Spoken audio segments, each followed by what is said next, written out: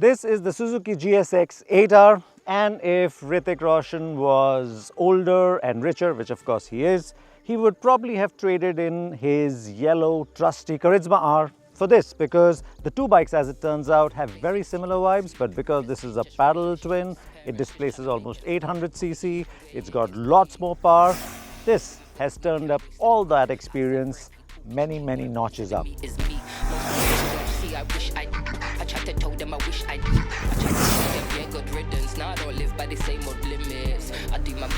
So, if you're keen on this motorcycle, we've divided this video into what's good and what's not about this bike and who should buy one.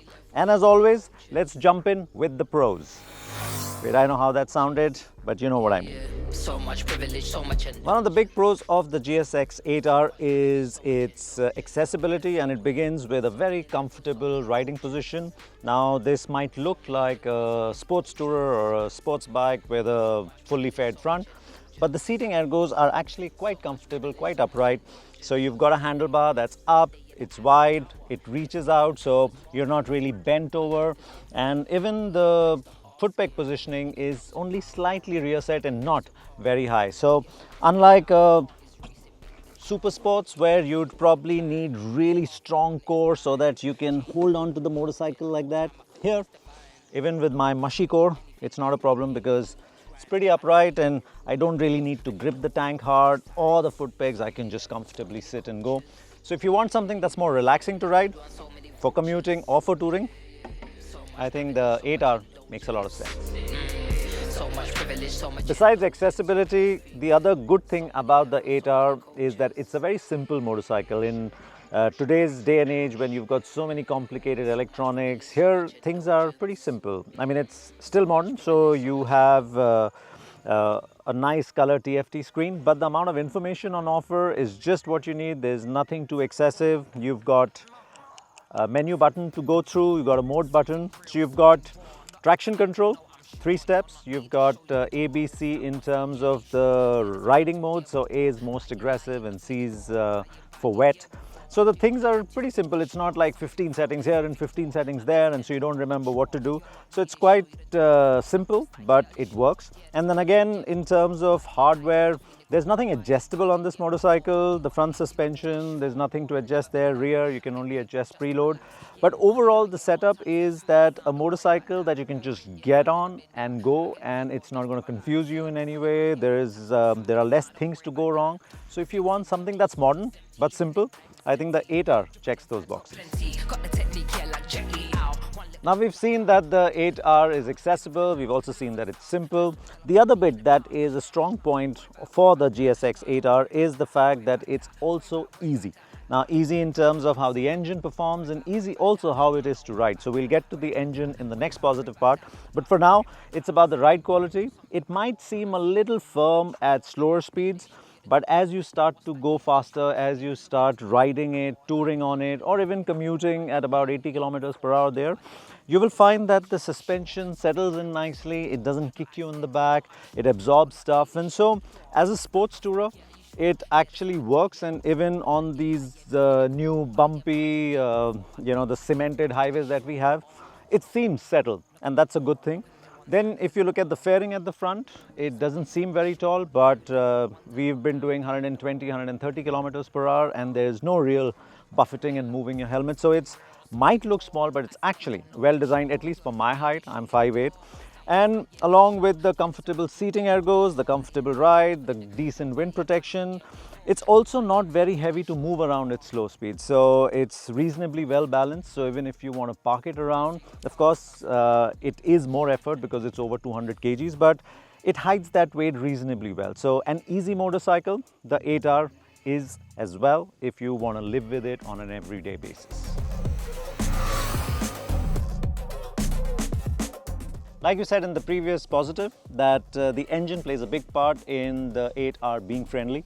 And it begins from the fact that even though it is a near 800cc engine, it's almost 90 horsepower, almost 80 Newton meters of torque, but it behaves like a long stroke engine. So it's making its power and torque much lower in the RPM range compared to its competition, say the Daytona 660 or the Honda CBR650R. Of course, those engines or those motorcycles have smaller capacity engines, but they make more power and torque, but at a much higher RPM. Of course, they have more cylinders compared to this too. This is just a paddle twin. But overall, this nature or this feeling or this delivery of having a tall stroke makes it very torquey in the low and mid range, and that means you don't really have to keep it singing at the high RPM, and therefore whether you're commuting in the city or you're just overtaking on the highways, all it takes is a little opening of the throttle. You don't have to work at it. It just falls into place very easily, and it's friendly in that sense. Now, this engine, like we said at the start, it's got 3 riding modes, A, B and C. C is the friendliest. It's meant for wet conditions, and we've ridden it in all 3 modes.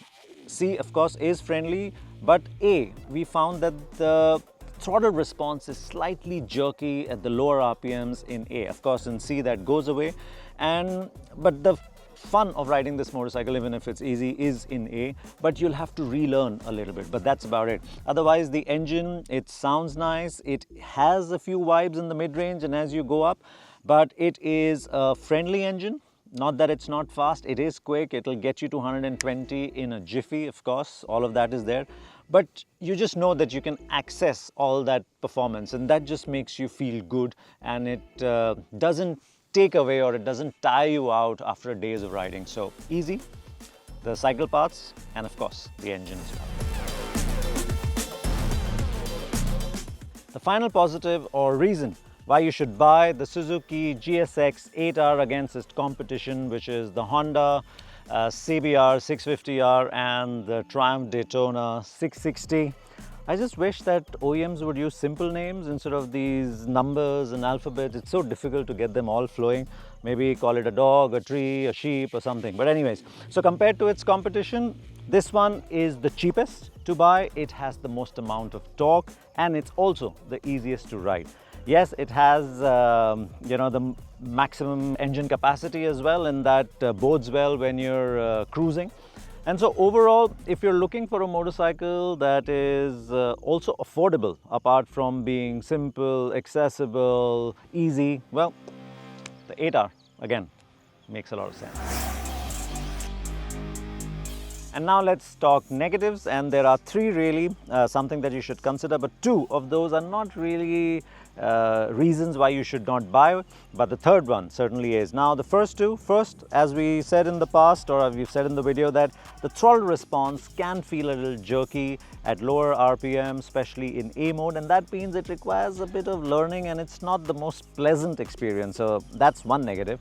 The other is the braking. Now the front brake on this motorcycle has bite, but it lacks that sort of progression that you want, because if you've got a fast motorcycle, you also want a braking setup that helps you stop even quicker. But that is not the case with the 8R, and so it takes its while to stop and you don't know what it's doing. It feels a bit wooden at times. I'm sure that can be fixed with a few hardware or oil changes or something, but again, it's not a big enough reason not to buy. But the third reason why you might not want to buy this motorcycle is that it does not feel special. It does all you want it to do. It is comfortable, it rides well, it handles well, it'll do your commute, it'll do your touring. It's got a good engine in that sense, very usable, very friendly.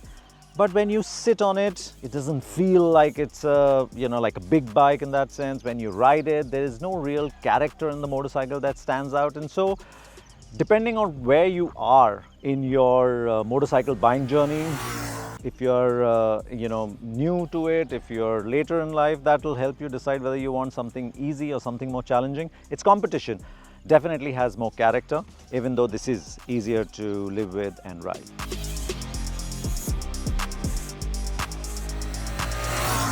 So there you have it. If you want a motorcycle, a big bike that is easy to ride, that's comfortable, that it's accessible, but is also pretty fast, buy the 8R. But If you are early in your big bike buying journey, then you will get bored of this motorcycle really fast, and so it might be a better option to buy something with a little more character, with a little more, let's say, demanding riding style, but overall a good motorcycle nonetheless.